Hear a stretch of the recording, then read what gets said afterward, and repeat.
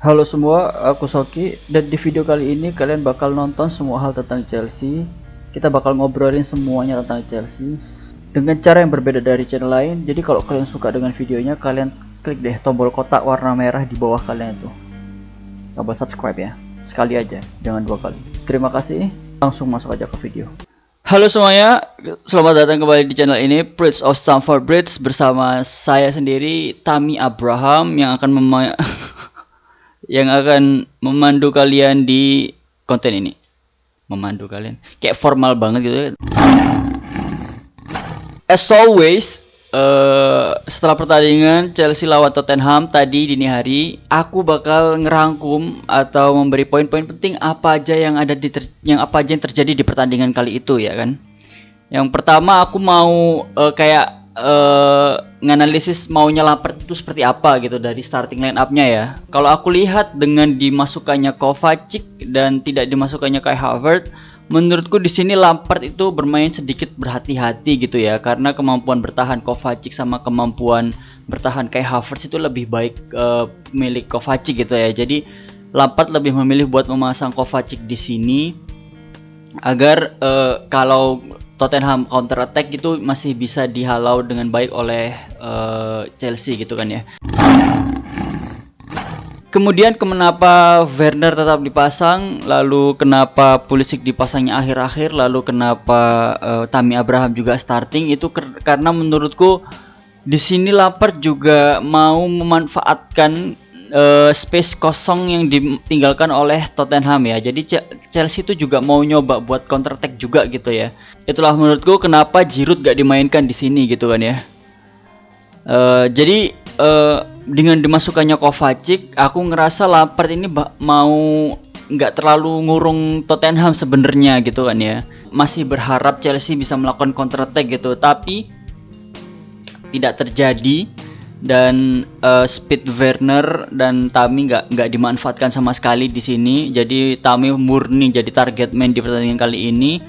Dan ya kalau misalnya udah dikepung gitu, salah satu-satunya cara Chelsea buat masuk ke daerah kotak penalti lawan ya dengan crossingnya Ziyech, crossingnya Reece James, lalu Chilwell. Itu aja cara Chelsea buat masuk ke lapangan Tottenham ya. Jadi nggak ada yang melakukan dribbling, nggak ada yang melakukan kreativitas yang mungkin layoff atau pokoknya nggak ada kerjasama atau chemistry yang dilakukan agar bisa nembus kotak penalti lawan.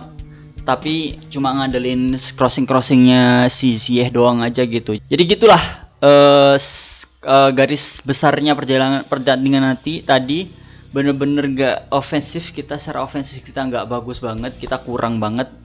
Di samping itu Tottenham juga parkir gedung di sana, parkir satu manajemen di gawang mereka bener-bener penuh banget. Jadi susah banget bagi Chelsea buat melakukan penetrasi gitu kan ya.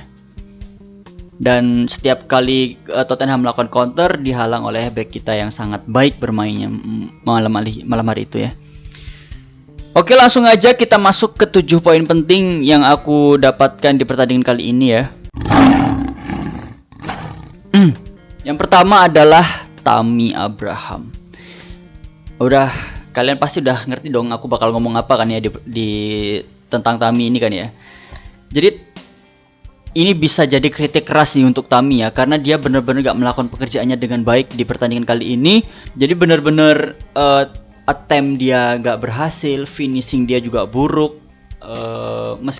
Meskipun masih bisa dipahami sih, karena finishing yang disuplai oleh pemain Chelsea itu bola-bola atas dan Tammy gak terlalu jago juga bola-bola atas gitu kan ya. Tapi setiap kali Tammy melakukan finishing atau melakukan tendangan itu kenapa dia selalu jatuh gitu loh.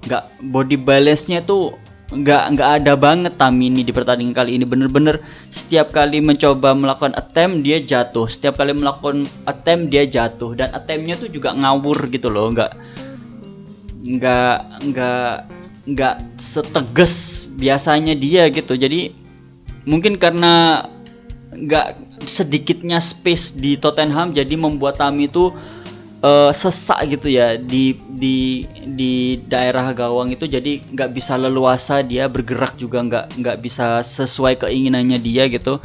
Mungkin dia juga belum terbiasa dengan keadaan lawan yang seperti itu gitu kan ya. Jadi ya secara fisik emang dia nggak memiliki kapabilitas untuk melawan back yang penuh gitu ya. Menurutku fisiknya terlalu kecil menurutku si Tami ini. Walaupun dia sempat melakukan dribbling yang unik ya di menit babak pertama dan babak kedua, itu sempat dia melakukan penetrasi yang menurutku cukup bagus, cuma gak menolong sih menurutku. Tetap aja dia tergolong permainannya buruk di pertandingan kali ini gitu ya. Jadi semangat terus ya adik Tami, saya mendukungmu, kamu masih muda, jadi ya ngegolin yang banyak gitu ya.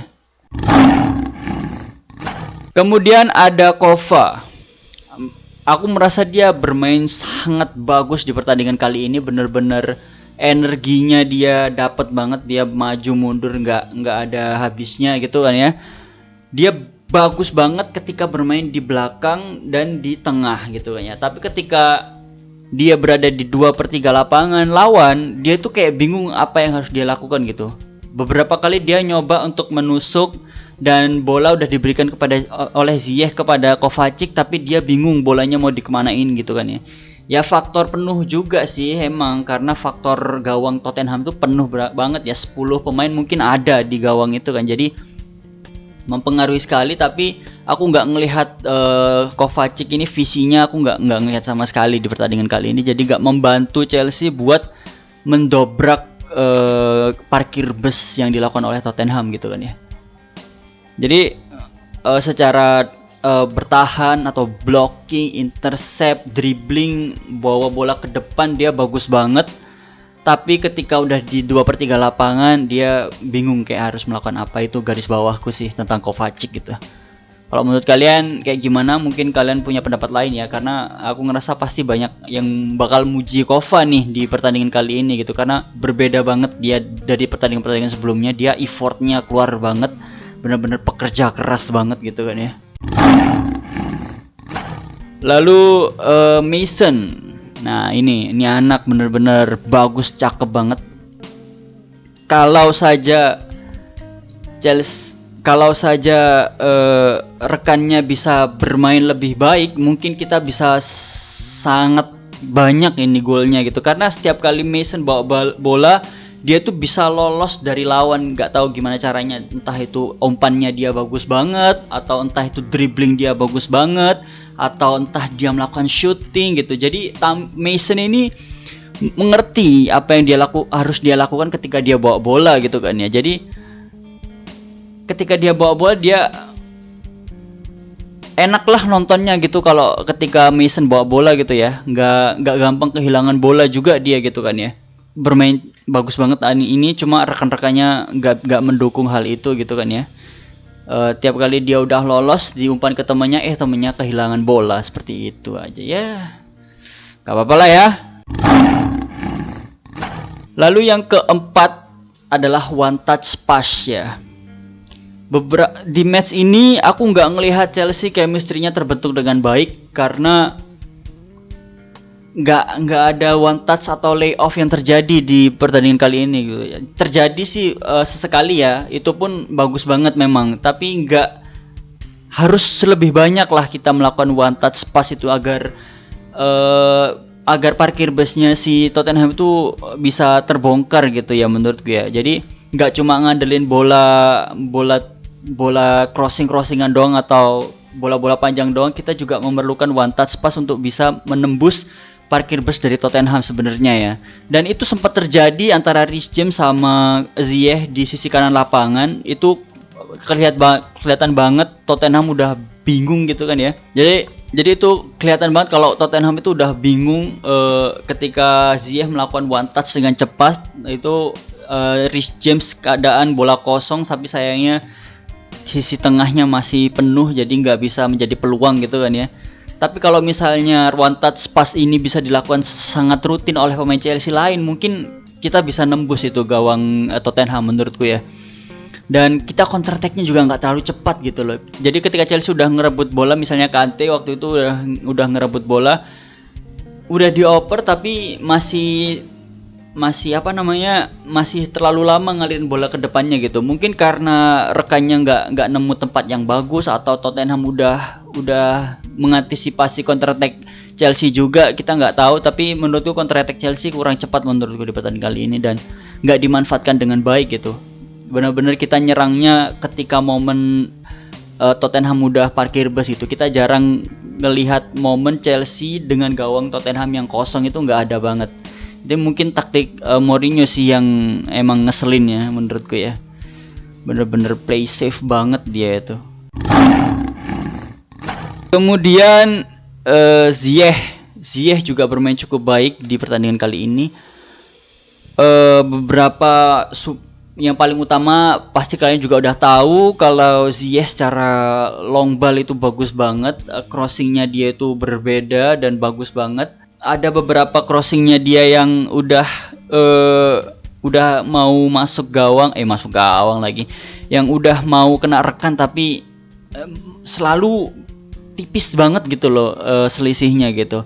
Lalu ada satu peluang juga dia yang sempat gagal, yang tendangannya melambung jauh, terbang tinggi bersama mimpi. Jadi hal-hal kayak gitu ya menurutku. Jadi secara keseluruhan menurutku Ziyech bermain cukup baik di pertandingan kali ini. Cuma sayangnya kalau misalnya strikernya Giroud, mungkin kita bisa mendapatkan 1 atau 2 angka gitu ya dari crossingnya itu.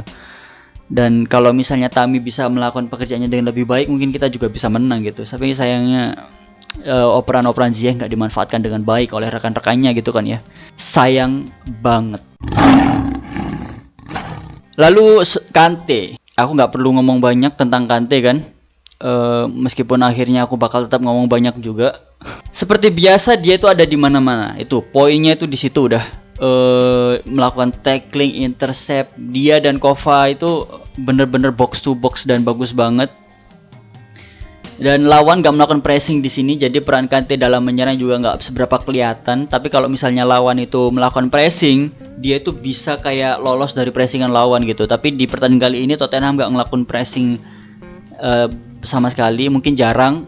Kante nggak mengeluarkan kemampuan ofensifnya, itu nggak kelihatan sih kemampuan ofensifnya di sini. Tapi ketika defensively dia itu sangat bagus, dan salah satu penyebab kita bisa clean sheet juga di pertandingan kali ini gitu ya. Jadi nice Kante. Yang terakhir adalah defense ya. Mereka adalah yang menjadi man of the match versi Chelsea ya, karena menurutku secara offense kita gagal, bisa disebut kita gagal karena nggak menghasilkan skor apapun. Tapi secara defense kita cukup baik, dan semua pemain yang berperan dalam defense itu layak diberi man of the match menurutku. Terutama defender kita, Thiago Silva, Zouma, Reece James yang bolak-balik maju mundur. Kemudian Chilwell juga maju mundur dengan baik. Mendy juga beberapa kali melakukan save yang cukup baik menurutku.